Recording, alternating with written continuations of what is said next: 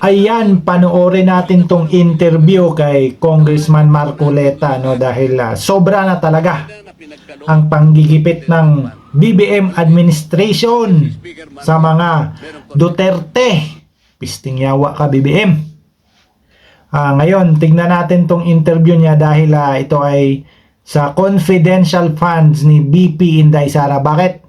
Si BP Inday lang ang ginigisa dyan sa kamera, ang dami naman palang merong confidential funds. Bakit isang tao lang sa Vice President pa? Kasi meron silang gustong makuha. Ayan, tingnan po natin si Congressman Marcoleta. Mabuhay ka po, Congressman Marcoleta, para sa bayan. Go! Ano po ninyo? Sino po yung kanilang pinagdidiskatahan? Opisina ng Vice President.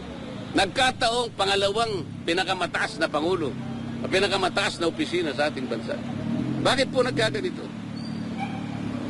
Kung meron mang nakita, kung meron, bakit hindi hayaan po yung proseso na gumulong?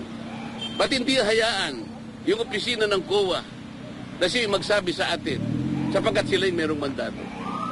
Kung gusto nyo talagang gugulin ang panahon ninyo sa ganito, tawagin po natin lahat ang mga opisina na pinagkalooban ng confidential fund. Palagay ko, maski si Speaker Martin, merong confidential fund. Ang Pangulo, merong confidential fund. Sir, yung in aid of legislation na hearing, meron na po bang bill na nabasa kayo? Meron na ba silang plano? Nabasa na ito pa? Yung, meron silang naipasang bill sa extrajudicial killing. Pag-uusapan ba natin yun? Basahin po ninyo, nakakatuwa, nakakahiya. Sapagkat akala niya, kailangan po malaman ninyo, kung totoo na in aid of legislation po ito, nakapagpasa na po sila ng panukalang batas October 11, 2024. Batay pa nilang tumigil.